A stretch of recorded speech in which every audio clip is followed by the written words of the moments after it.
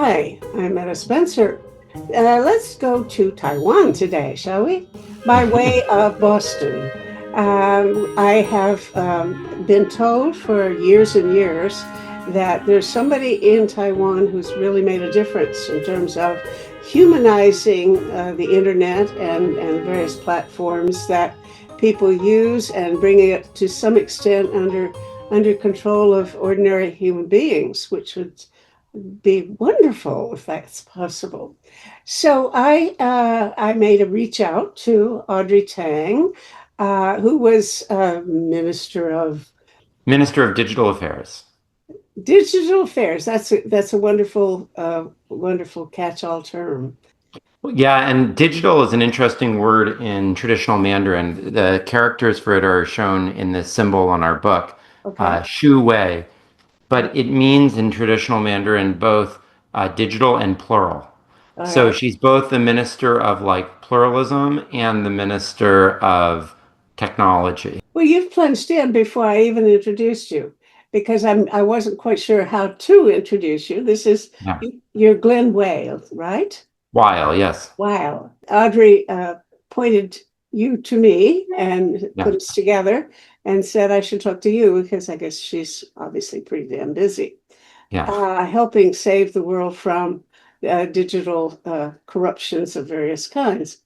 So I'm delighted to know that you know Audrey Tang's work and that you will tell me all about it. I believe we're united in spirit with one goal, which is to somehow make the digital world more human, that we bring it under control of and democracy. I think we need I think there's a lot wrong with democracy. It's broken, but maybe there's some ideas coming out of Taiwan which will help us fix it. Glenn. Yeah. So um, in 2014, Taiwan had its own version of a protest movement that has been experienced in most of the world. In Israel, it was the social justice protests. In the US, it was Occupy Wall Street. In Taiwan, it was called the Sunflower Movement. Mhm. And they took to the streets and eventually occupied the national legislature for not the 3 hours in which it was occupied here in the United States, or the 9 hours in Brazil, but for Mhm. 3 weeks they Oh, occupied the national legislature. uh-huh.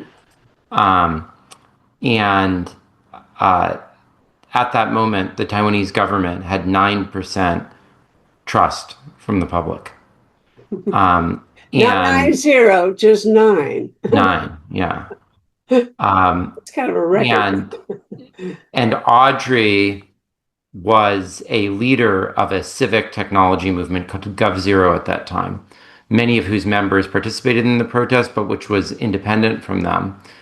And they were asked to come in and provide a range of digital support for the protest, allowing it to be broadcast, but also um, helping them reach both internal consensus and consensus with the society, because their members were inside of the parliament, locked in there. And so they ended up setting up this camp at the National Institute. I don't know if you have an equivalent in Canada. It's kind of like Institute for Advanced Study in the US, or in Taiwan, it's called the, Academia Sinica, the Chinese Academy. Mhm. Um, and they used a bunch of the tools, which we'll get into, to help reach consensus among people, come up with a resolution to the impasse that was accepted by the government. And the government was so impressed that they appointed Audrey as a reverse mentor to the minister at the time to help them bring in input from the younger generation.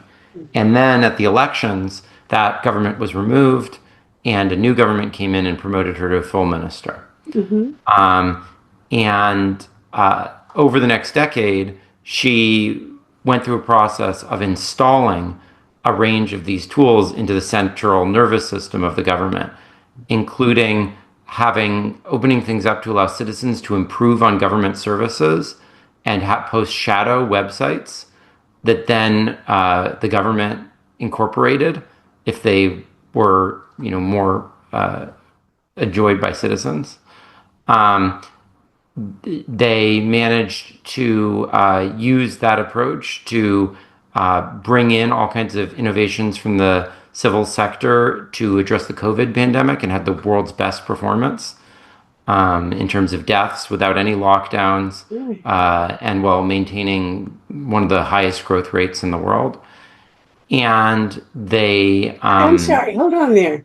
Highest birth rates, growth rates, economic growth growth rates. rates. Oh, I was worried for a moment.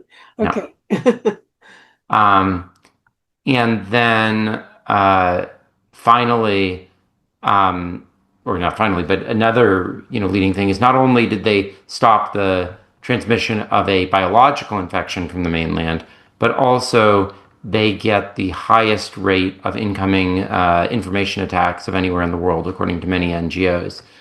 And they managed to have very little polarization. In fact, they were the second least polarized country in the world in 2023, and ended up electing a government that was actually on the opposite side of that was being pushed by these attacks in 2024 in a very peaceful election. I was actually there observing it.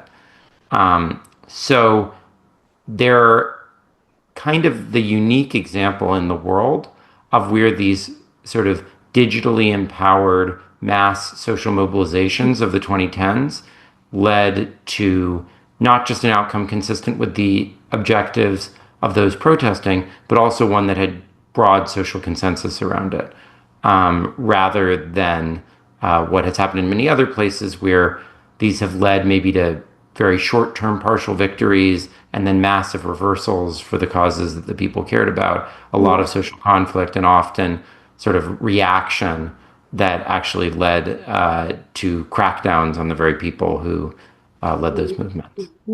Well, that already has astounded me because I just actually some this morning I was reading an article by Francis Fukuyama. I had done an interview with him a week or so ago, but he said something in this report that I read this morning that was a little bit more uh, precise about his analysis.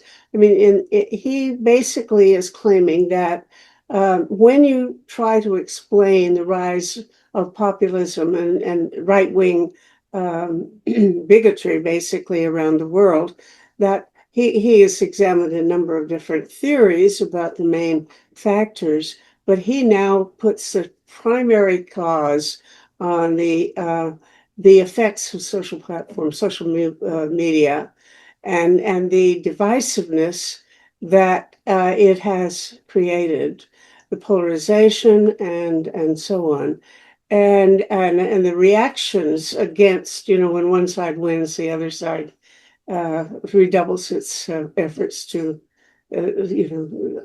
defeat them.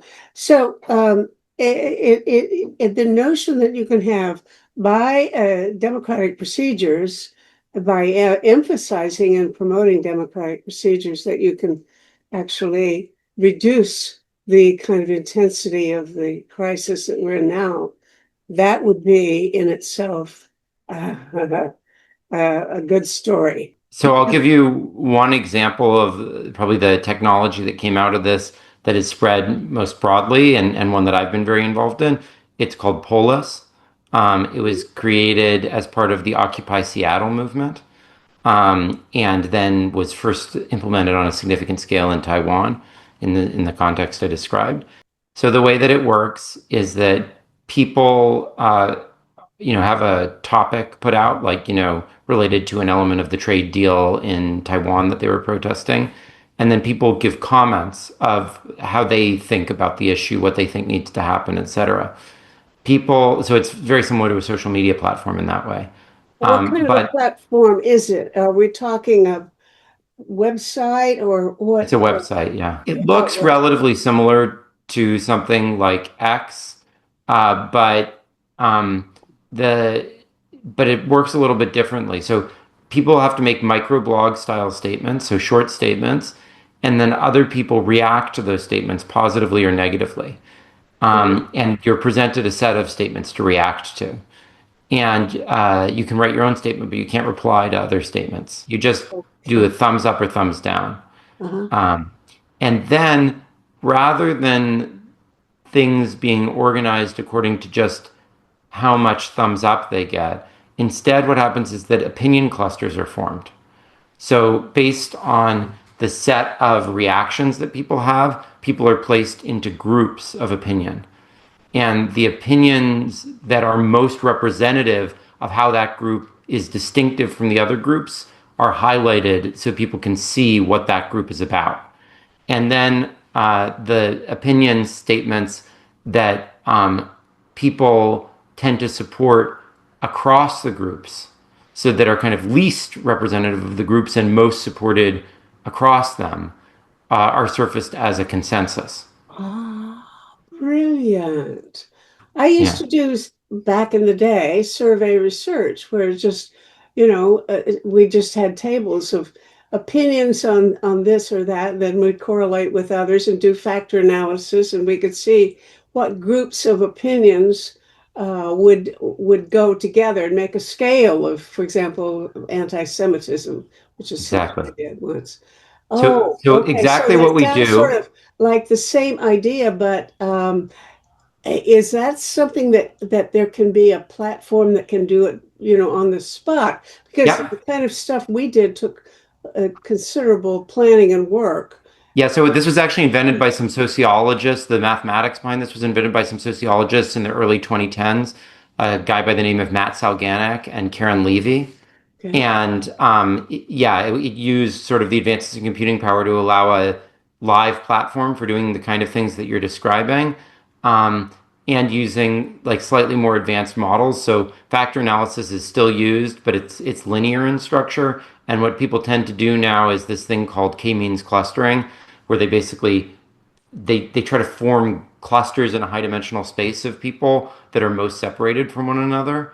And anyways, it's a just a machine learning version of the sort of thing that you used to do. Um, and anyways, that's the mathematics lying underneath this. And then, but the effect of it is it allows you. I don't know if you've ever heard of the Hutchins Commission. Mm-mm.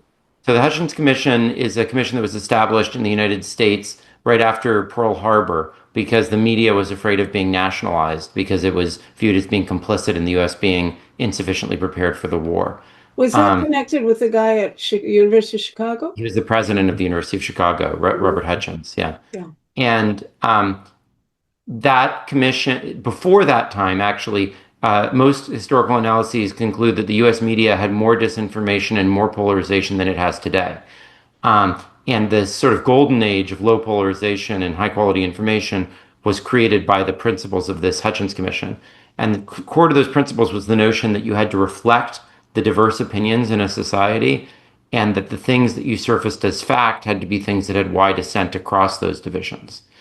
And that's what Polis tries to do in an automated way. It tries to show you what the different opinion clusters are and what people can agree on across those opinion clusters. And so it is what I would call a pluralistic way of representing the conversation rather than a division fueling way. It's one that allows you to have empathy for the range of opinions, but also to find the points on which people can move forward on across those divisions. Is this something that an ordinary organization could access and use? Any organization can access it for free on at poll.is. And because of its success, there are now dozens of variations on this with a range of different features.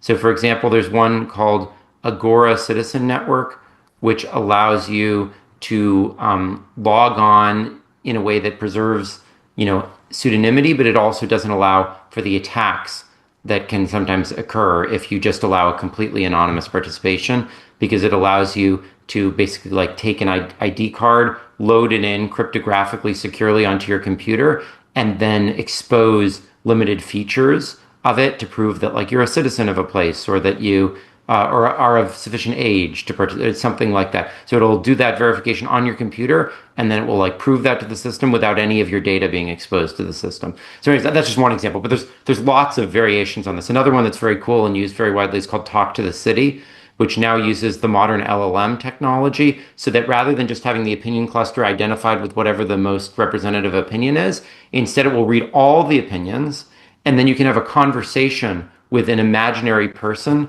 who comes from that perspective, My God. to ask about their perspective and to learn what they're thinking. So that's become very popular.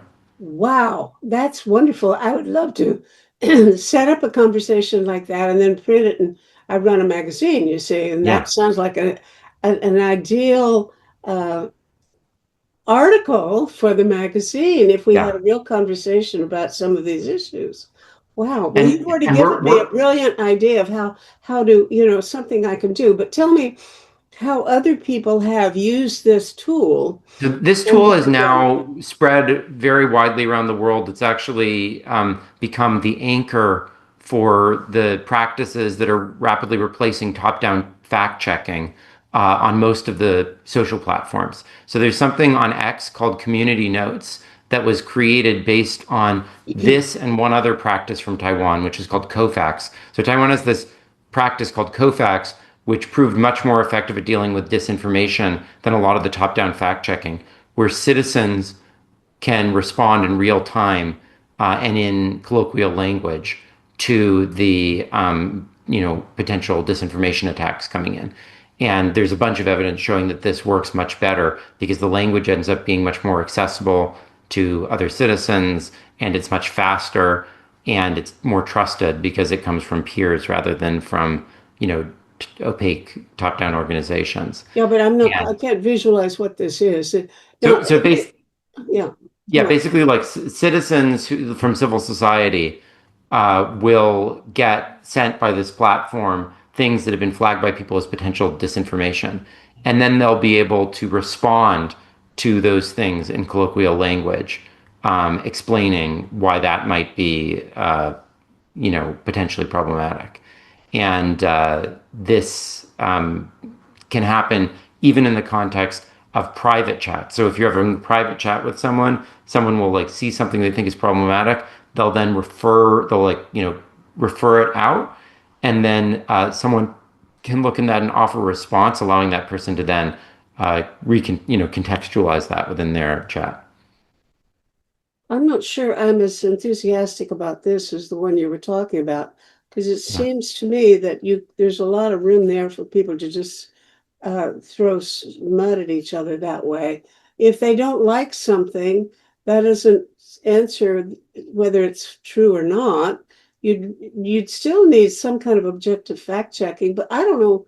I don't understand fact checking very well anyway, and I never do it. I mean, Yeah. you Yeah. know. So the thing that Community Notes brought into this to make sure that mud doesn't get slung in these things is that the community of people who do these contextualizing notes, um, they use a polis-like system to determine which notes show up. So basically, what happens is that people will write these notes, and then those notes will be scored by other community members. And the notes, and then people are placed onto a political spectrum, and Mhm. the notes that get assent across the political spectrum are surfaced as the notes that appear on the site. And that is the way to avoid that kind of mudslinging behavior that you're describing. Mhm. And that system is now used on X, but it's actually been adopted by essentially all the other platforms, social platforms at this point. Okay, well, I've got my ambivalence there. You work for Microsoft, right? Yes. And my understanding is that when Twitter was taken over and changed, relented, and allowed all kinds of rude behavior that would have been censored out, the some of the other platforms, I believe, including I don't know how Microsoft could have done that because you don't have anything We like don't have a social platform. We have LinkedIn, which is a professional platform and tends not to have as many of those challenges. right. Okay. So, I've heard people say that this was a deterioration that resulted because other groups, including Facebook, followed suit. if you defend this system, do you really think it is better? I'm certainly have always been ambivalent about the use of anything like censorship, which fact checking and so on would certainly involve to some extent, whether we like it or not. But I'm ambivalent in the sense that I used to be totally against it, and now I see the need for it. And I'm told that there is a relenting, a relaxation of rules now, so that there's less regulation about this. Is that true? Uh, I mean, I think it's all quite complicated. I mean, my my um, um, my perspective on uh, what's going on at X is that the community note system, which existed prior to Elon's takeover, is the part of the X ecosystem that has held things together and stopped them from deteriorating. Um, the changes that Elon Musk made had positives and negatives. I mean, they in some ways reduced censorship-like things. On the other hand, he also seems to have been using things in a targeted way to go against opponents of his. So while overall censorship has gone down, things that go against specific interests he has have been treated even more aggressively. Mm-hmm. And so I don't think overall even from a free speech purist perspective, the environment has gotten better on that platform. Um, but I think that community notes is a rare positive side, and I think that that mechanism should be Excuse me, used more broadly. I need a definition. Community notes is the system that they use for vetting the credibility of or the acceptability of a post. Is that right in X? No, they use it as a way to contextualize a post. So as I mentioned, if people think that a post might be problematic or needs additional context, people can write contextualizing notes that get prioritized over all other replies and highlighted right alongside the post. And those are selected based on the polis-like mechanism, where there are opinion groups and the things that bridge across the opinion groups show up as the contextualizing notes for the post. And that system, I think, is very wise in a bunch of ways. I also think it has some important limitations. In particular, it doesn't affect the virality of the original post, and it doesn't. It only shows up on posts that rise to the level of people feeling that they really need a contextualizing my note. brain was spinning.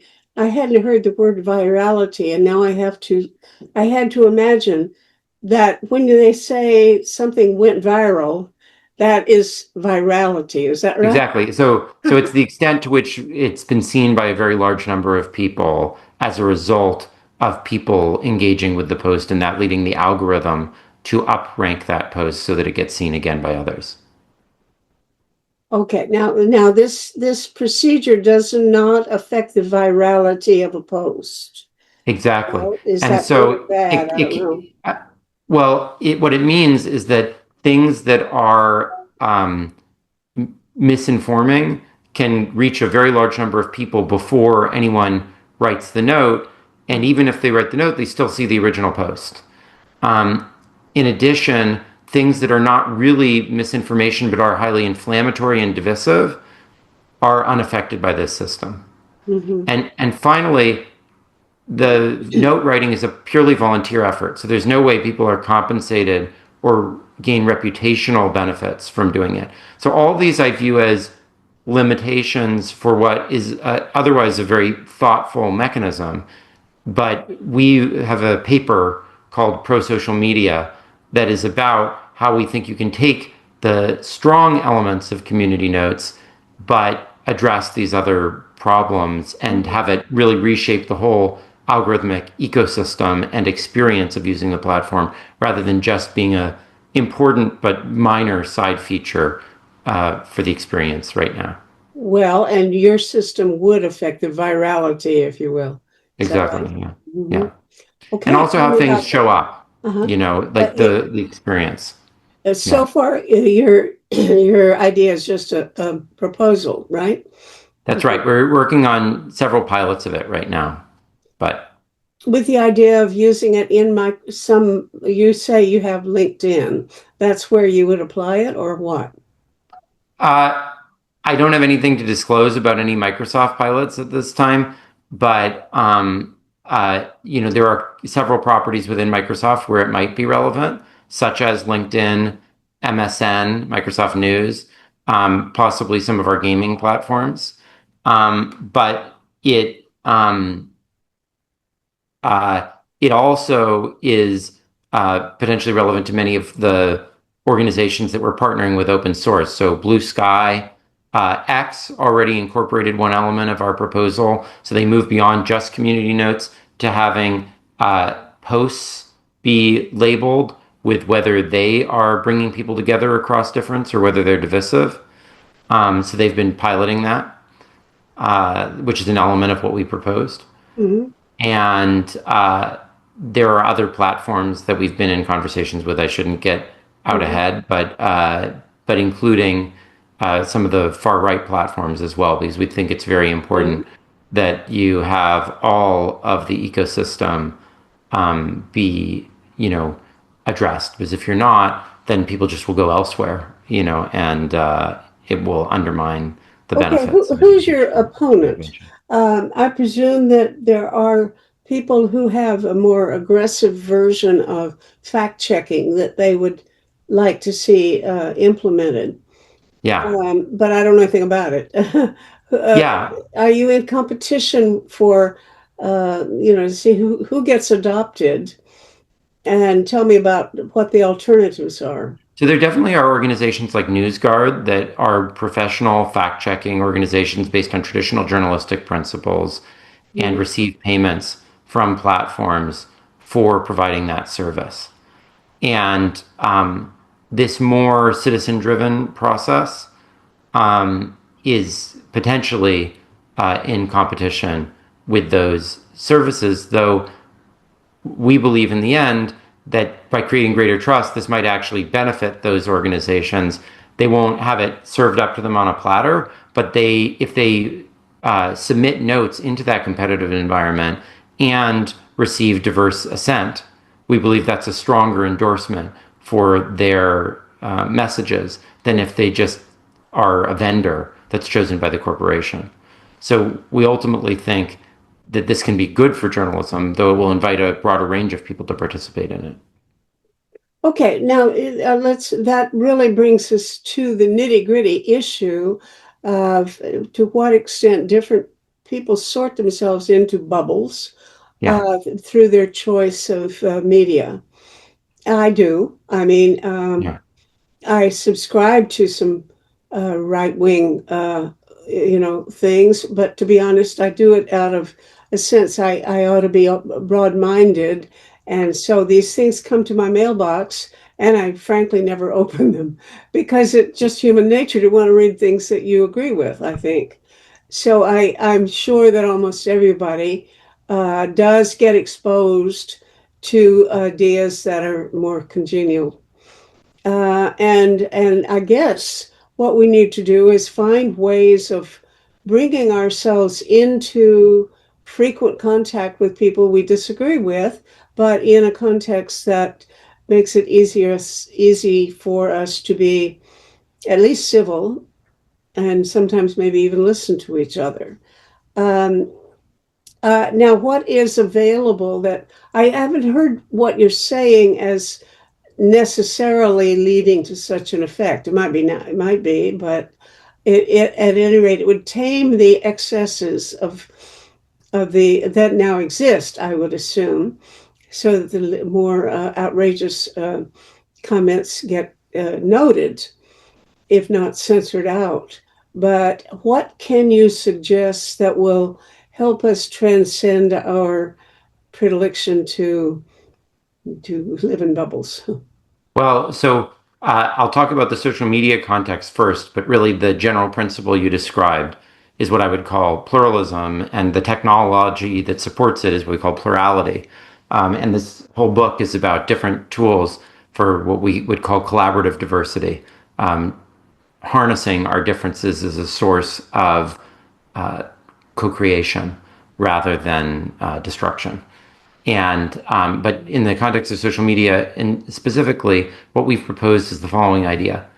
Right now, the engines that serve content to people are driven by the classifications of people into social groups and interest groups by the algorithm. So basically, based on what you look at, based on what you like, based on what you reply to, they form opinions about what social groups you're in using some of the statistical tools that are like what we described, but maybe more sophisticated, AI, et cetera. But sorry, it sounds like the first thing you talked about. Well, yes, but currently the whole point of the first thing was to make that transparent. So it shows the different opinion groups. But the way that it currently works on the platforms is that those opinion groups are used in the algorithm to serve you content, but you're not aware that that's why you're getting served that content. And we So think that they that's the think fundamental change that needs it's to happen. it's the same idea. They know how to classify me. They don't tell me, and we don't, and there's no public way of influencing that procedure, right? Is that what Exactly. the Yeah. problem? Mhm. Yeah. So our view is that the fundamental challenge here has to do with transparency about that. So we think that the platforms should label each content that you receive with little pictures at the bottom of that piece of content that represent the communities that the system understands you to be a part of that are leading to that being displayed to you. And then makes clear whether the content you're seeing is either unifying, bringing people together across the differences within that community, or divisive within that community, to empower you to have a sense of who you're co-consuming things with and to navigate the way that it shows up in your life. So, for example, you might be a Canadian and a Catholic and a member of a First Nation and a left wing, etc. And within each of those communities, the content that you see might be either unifying or it might be divisive within that community.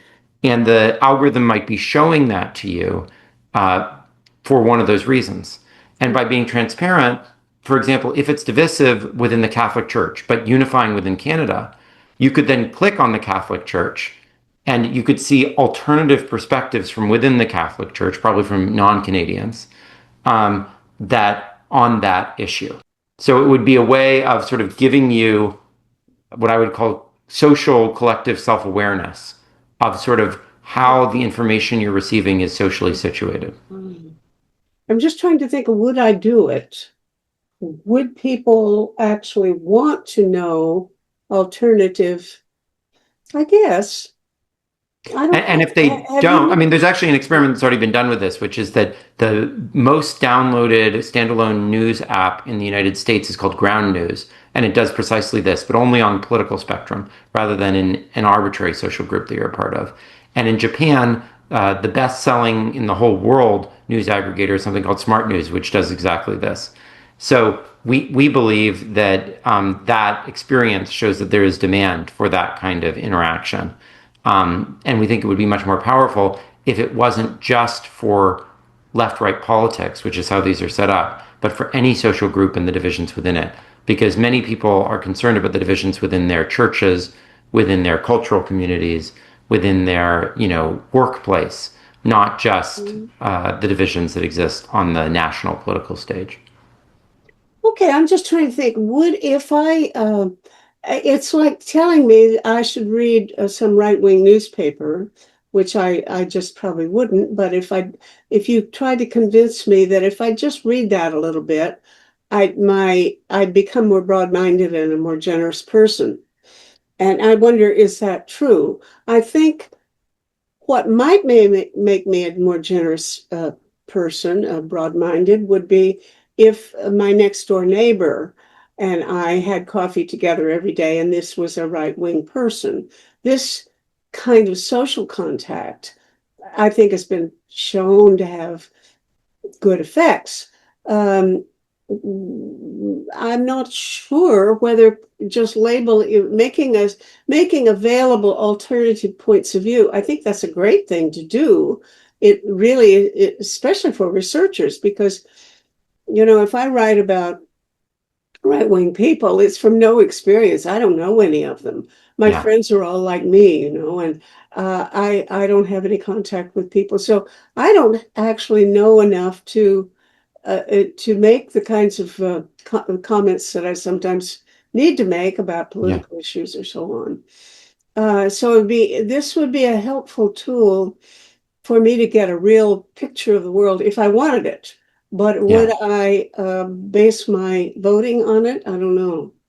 Well, I think that uh, you know, my hope in this is precisely related to your point about social contact. So the contact literature actually suggests that it's not just having coffee with someone, that actually what matters is that you're involved in some sort of uh, action-oriented community, often one that faces some kind of adversity with someone who has a differing opinion with you along another dimension. And that's what this system is intended to help highlight. So the point is that there would be multiple icons at the bottom. Something might be uniting within Canada and yet divisive Mhm, within the church, or vice versa. mhm, mhm, And that's intended to give you a sense for the complexity of the social reality that you're embedded in. That you're on the same side and same team with people on certain things, mhm. and then there's other things which you're divided from them on. Um, The old cross-cutting cleavages. exactly.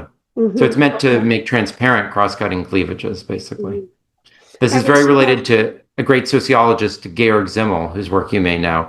I'm very inspired by his work. So, I was Seymour Martin Lipset's research assistant for 5 years, yeah, so yes, yeah, cross-cutting cleavages come pretty easily for me, yeah. and He's the someone we whole cite a lot in this work. So, yeah, yeah, that would certainly be a live, a continuing interest. Okay, so now go back in and fact, if you look at the cover of our book, the symbol for our movement is these two intersecting squares. mhm. And that's meant to represent the notion that our fundamental conceptual framework is neither the individual nor the collective, but the diversity of social groups that intersect productively with each other. So, Well, that's glorious. Okay, yeah. so now is that really going to bring people together? And show me how it would, because online is one thing, and actually meeting or interacting by even emails or Zoom or something, I think that's a different experience. Yeah, so this is very, very, very far from being a cure-all. And in the book, we have this spectrum that we articulate. Let's see if I can get the diagram. Um, Here we go. So there's this diagram that we have, which Yeah. basically shows a range of different ways in which humans interact with each other, from the thinnest to the richest. But the advantage of the thinnest is that it can incorporate more and more diverse people in it. So, Mhm. like on the one end, you have like the market economy. On the other hand, you have intimacy between people. And there's a whole range of modalities in between those two.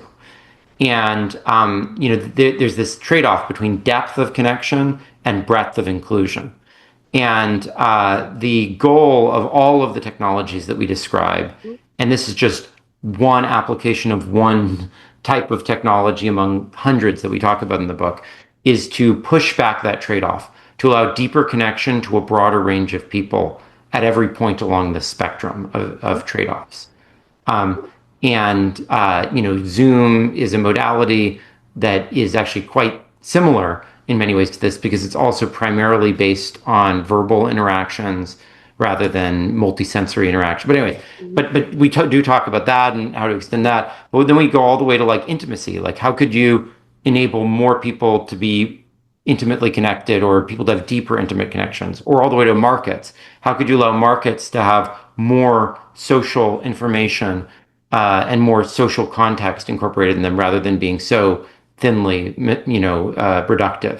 And anyway, so at every point along this spectrum, Mhm. we talk about innovations that allow for this sort of progress.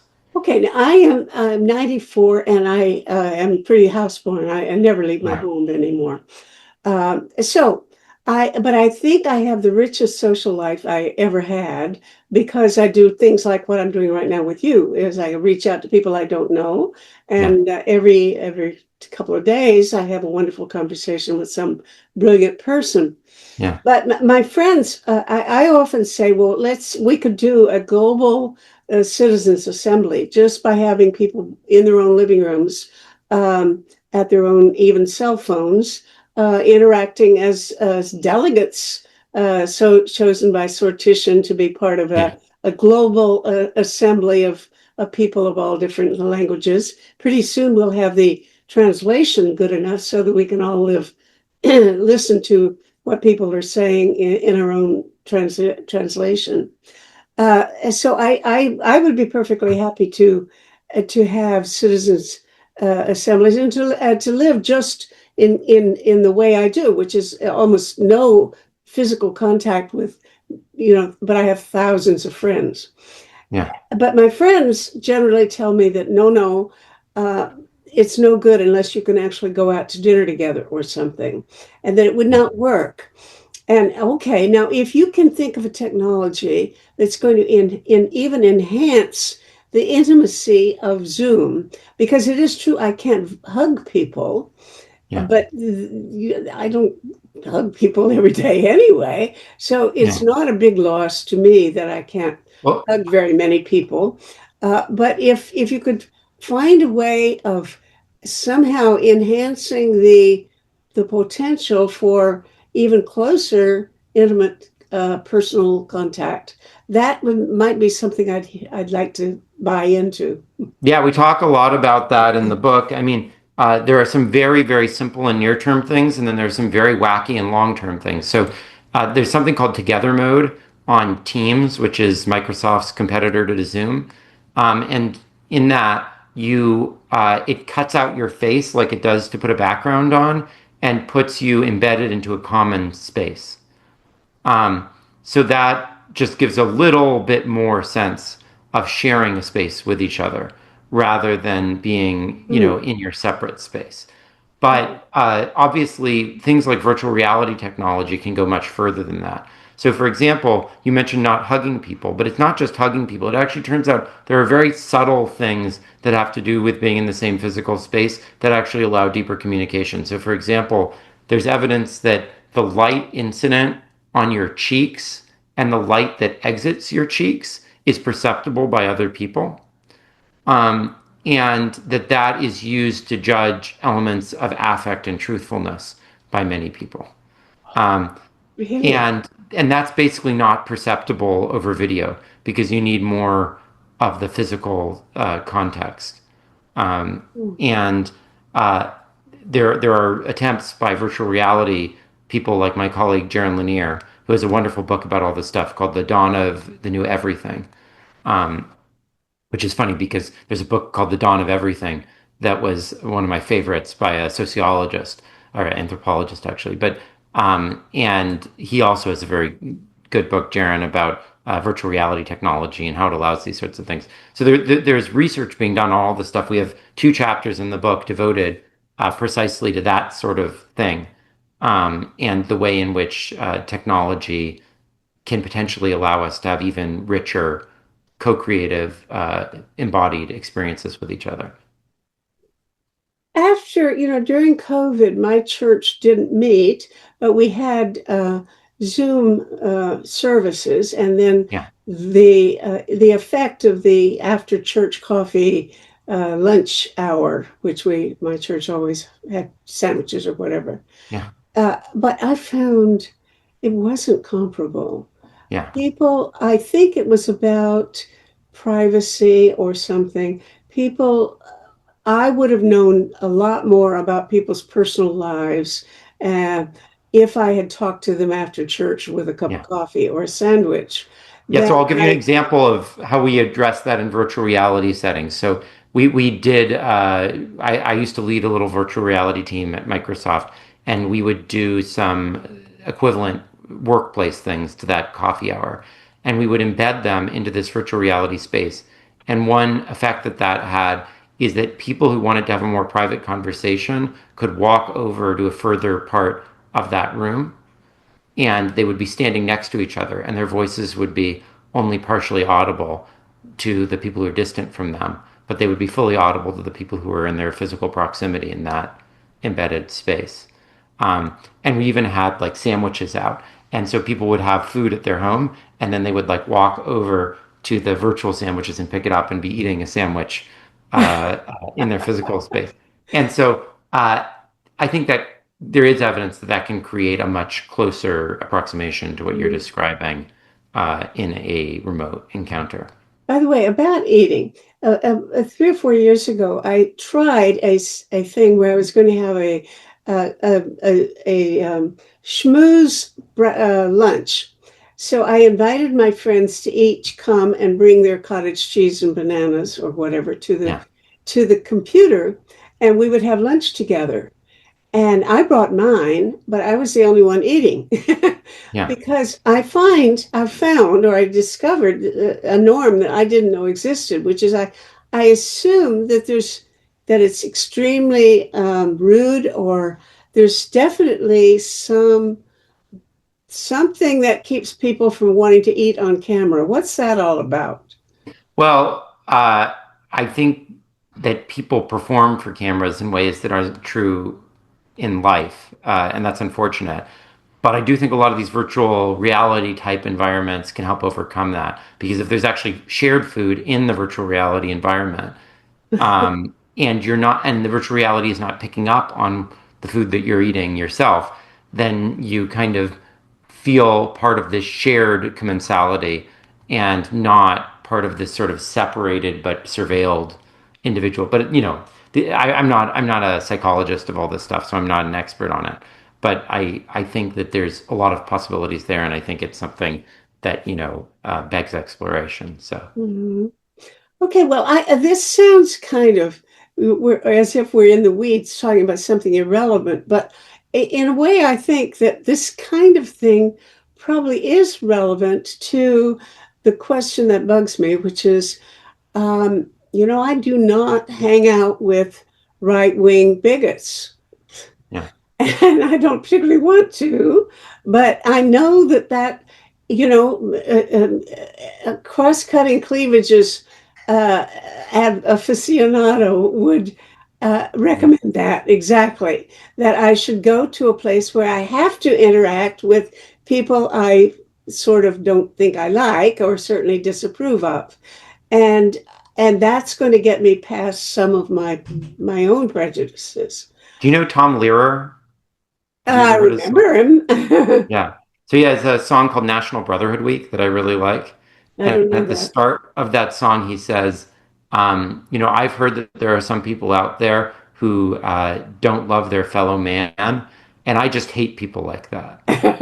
Um, and I think often we end up in that situation where we see the mote in our neighbor's eye and we don't see the, hole in ours.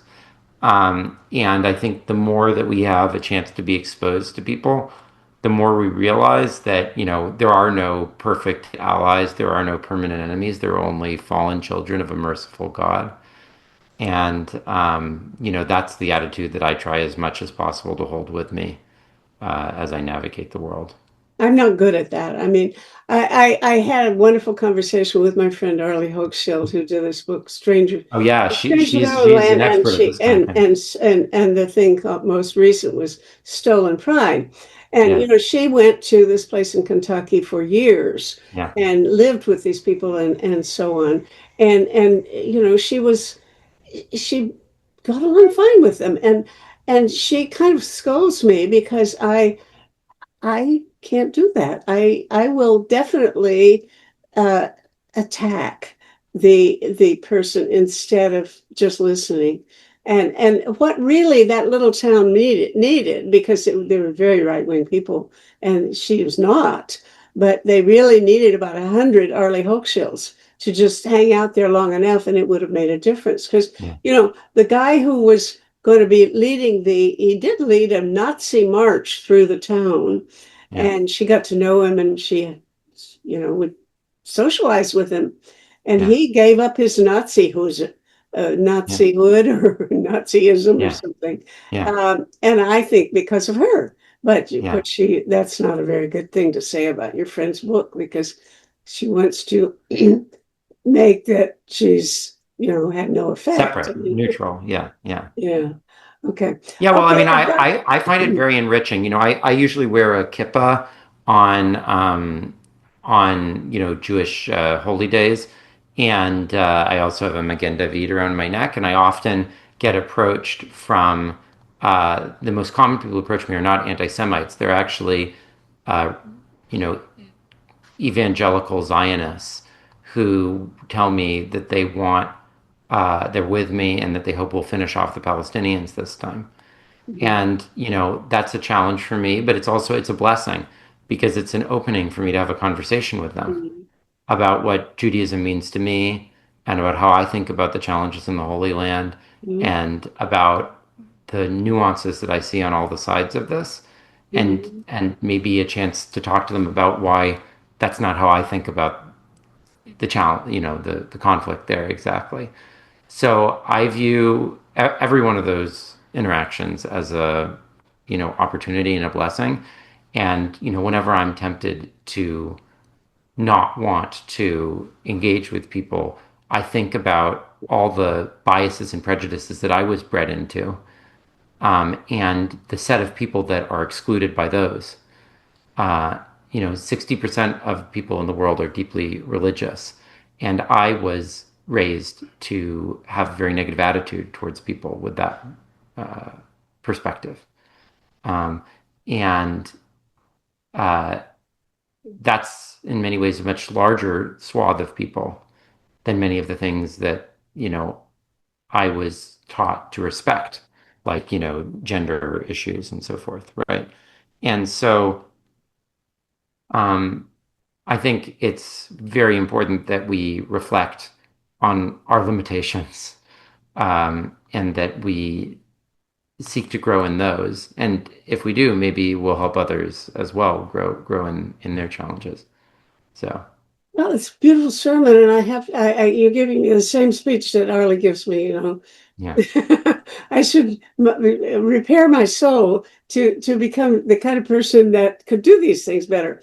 But anyway, yeah, we won't go there. I want yeah, your advice yeah, because I want the most uh, technologically handy way you can think of for me to um, create a community of discourse among my listeners and viewers and the wider world about some of these global issues. I want to, if yeah, possible, have a continuing series of inquiries in which people get together for a period of time, say 5 weeks every week, um, and study together and debate. I mean, deliberation is a term that I like, but I can't call our things citizens assemblies because we can't do sortition.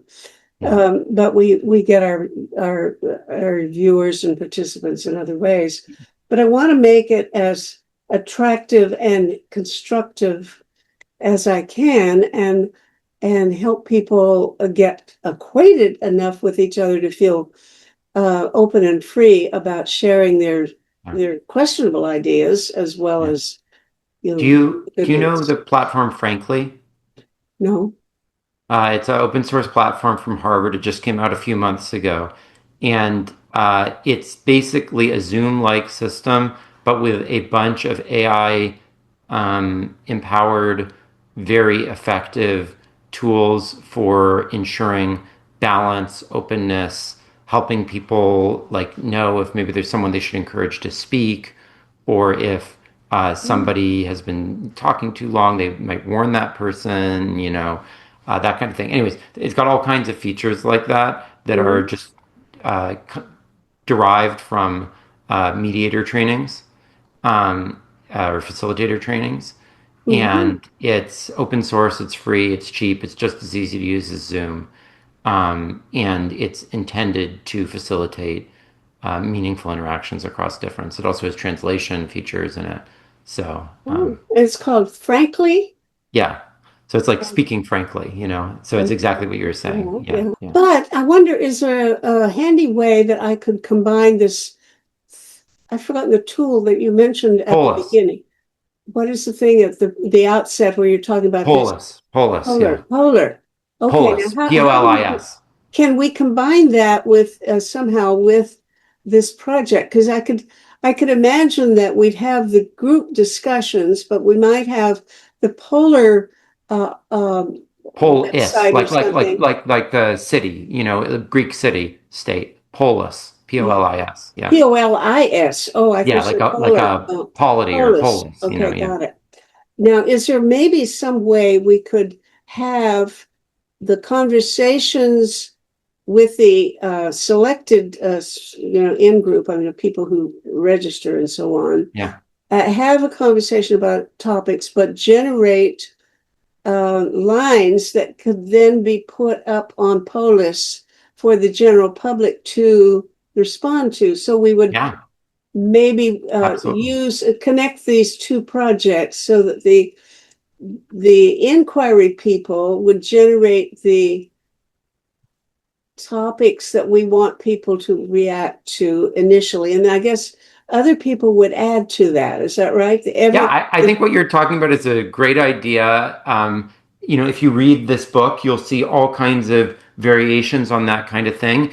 And, if you come up with a practice based on some combination like you're describing, that's a perfect opening for you to create your own platform that directly facilitates that, which is easier than ever. If you find anyone in your cluster who's a little bit technically oriented, nowadays with AI, you can do what's called vibe coding, which is you don't even need to really be able to code. You just sort of say what you want and it builds the thing for you. Mm, And that's, I think, a very cool way to potentially even create a contribution to the technical community. mm, So, and if this interests you all, there's a community of people who build these types of things that meets monthly. You can go to radicalexchange.org. And if you sign up for our monthly community calls, the first Wednesday of every month, we have a community call. And a lot of the people there will be people who are doing exactly this kind of thing, building platforms of this sort, sharing what they're doing. You can use them and then you can build on them and contribute back. Now, one other thing though, because my friend yesterday reminded me that he had told me before that that Taiwan had solved the problem about deep fakes, that Yeah. they had a conversation about what kinds of regulations to have, and they had imposed something Yeah, fairly they actually strict. did it in exactly this way using a predecessor to the Frankly platform that comes out of Stanford by Fishkin. Well, I'm going to Yeah. be interviewing Fishkin in about 1 week. Yeah, so you should ask him about this platform because his platform is a predecessor to the Frankly one. His one is closed source, the Frankly one's open source. So depending on what you like, but his is very good as well. So Uh-huh. Okay, well, tell me what they did, because So they did a sortition based process. They sent out SMS messages to people around the country. The people responded if they were interested in having a conversation about this, and then they did something like Frankly. They deliberated and they came up with a few proposals. And one of the leading ones was that they said that if a social platform has a deep fake of someone that leads to someone being defrauded, that the social platform is responsible for that unless they've gotten a signature by the person who is deep faked. So Mhm. the person needs to like say, I consent to this message, basically. And if the person ends up getting deceived, then the platform that carried the content is Well, responsible for I any I costs. want to go even beyond the rights of individuals to their own faces, Yeah, because I think even I like monkeys, and I yeah, watch videos on YouTube of monkeys, yeah, and I think I know a monkey when I see one, but I tell you, not I'm not so sure anymore yeah, because they're posting pictures of monkeys that they have messed up. They make these monkeys that can laugh and cry, and Yeah. they do things that I look at it and I think, well, now is it possible that maybe there is a breed of monkey that can do that? It looks like a baby. It looks like a human. They've messed with the face and the ears, and they turned it into a half person. And this just bothers the hell out of me Well, by the because way, I have one very short-term solution to you, which again involves virtual reality, which I don't know if you'd enjoy. But they have the virtual reality embedded videos now, where you can go into 3 dimensions and like be there, look around the monkey, watch them do, et cetera, that kind of thing. And those have not yet been fakeable, because they have a lot more. They're like multi camera based, and they have a lot more richness to them. So that's one thing that you can do in the near term. Plus, it's a cool experience. I think you'd probably enjoy, well, it is. It being there. isn't that I want more Yeah, monkeys. I yeah, spend too much time already with yeah, monkeys, but it's that I want to know that whatever I see on YouTube is true. yeah, Either it's true or it's got a watermark on there saying this has been manipulated. yeah. And Well, I, as I and mentioned, I the one thing about this virtual reality thing is that they can't manipulate those yet. But even putting that aside, um, I what I think is that in some ways this notion of deepfakes might in the long term potentially be good. And the reason is that if you think about all of human history, um, it's only in the 19th century that we get to an expectation that there should be some form of media that you see it and you immediately, by looking at it, believe the thing that you see. Mhm. It was always Information was always socially contextualized prior to that. Any written word, any thing depended on who was the source of that information. And I think we're going to move back towards that. And I don't think that's Really? necessarily a bad thing, Yeah. because I you don't know, sorry, why? Yeah, know. I just because that means that I have to live in a world where I suspect everybody I'm having anything to deal with. I mean, most of the interactions I have are not face to face physically, but I'm talking to people like right now.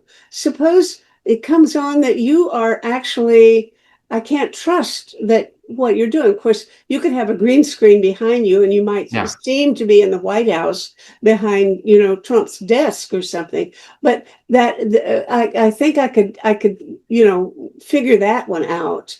But there are times when they have you saying and doing things that I really hate. I mean, Yeah. and for example, there's one where they have the royal family every single day. They have Prince Harry or somebody beside the king's bedside, and the king is at death's door, and everybody's weeping and everything. Of course, it's totally fake. Um, Obviously, the people who made that up, you know, if you saw a painting of that happening, you wouldn't assume it was true. You'd have to know the context of whether that person was doing and what their reputation was and so forth. And one major downside of this notion that you just see something and you believe it is it's led to huge invasion of privacy, because people can just snap a photo of someone and then that's them. You know what I mean? And without their consent. And that's going to become much, much harder in the era when anything can be faked. If people come to generally not believe that what they see is true unless they know the provenance of it and the person who put it out and what their social standing is, I actually think that that might be a significant eventual positive once people adjust their norms. Now, of course, there will be major transition costs because people right now still believe what they see, but that will change, I think, over time. And if I live in a world in which I go around suspecting the people I interact with all day long, I'm sorry. This is not the world I want No, to but live I in. don't think I don't look the things that I said to you. You're not believing them because of a lack of a deep fake. You're believing them because of the social relationship that I have to Audrey and the things that you've heard about Audrey from other people. That this is physically me maybe is something I could fake in that world, but the main source of trust that you have in our interaction comes from those social channels that someone recommended Audrey to you and Audrey recommended you to me. And I actually think that being able to see someone and immediately believe that that is, true of them, without having that social context added, I think is not necessarily in the long term a good thing. Because again, it allows you to invade people's privacy. It allows you to just I snap a photo, love you know? inviting privacy. I would, if I get pushed a little further, I will do this. Yeah, I have a website of my yeah, own, and I will put my tax reports for the last 10 years, yeah, my entire CV, my yeah, marital history, my yeah, entire medical history, every lawsuit I've ever been in, and whether I was yeah, found guilty or sent to jail, everything that you want to know about me, yeah, except my current phone number and whether I do not want people knocking on my door yeah, necessarily. So I might yeah, not put that on there, yeah. but I would put up something so that if you need to get a message to me, even if you need you for any reason that you'd be able to send this message, and I can guarantee you can get to me. That I would put there because I believe in utter transparency and that Well, I Audrey does believe. as well. You know, Audrey has made all of her interactions as a minister public, and I think that's everyone's right. But I also think that for many people, there are spheres of their life where they don't feel freedom of action or freedom to communicate clearly if they don't know the boundaries on how things are used and reused. And I think that that's a very, widely recognized as a fundamental human right.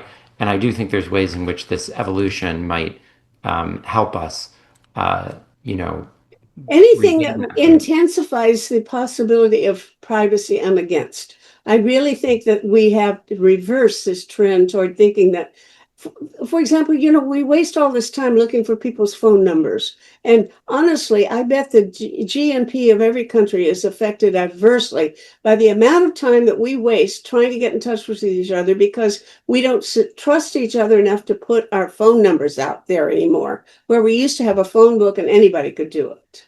Yeah. And I would go back to the phone book. I should probably, we should probably Yeah. uh, wrap a close. We've been talking, I guess, for about 90 minutes now. Okay. So, but this was such a pleasure, Meta, and I hope we'll be in touch. I will reply to your email and send you some of the links. If there's ones I forget, please remind me. Wonderful. Um, Okay. It's but it been was a fun. pleasure to interact with you. I hope you'll check out the book and that you'll find it Oh, useful. And I absolutely. hope you'll contribute to the community. I like a lot of your ideas, so All thank you. right. It's good. Have fun. Thank you so Live much. long and Good prosper, to as meet Audrey and you. I All often right. say. Bye Yeah. bye.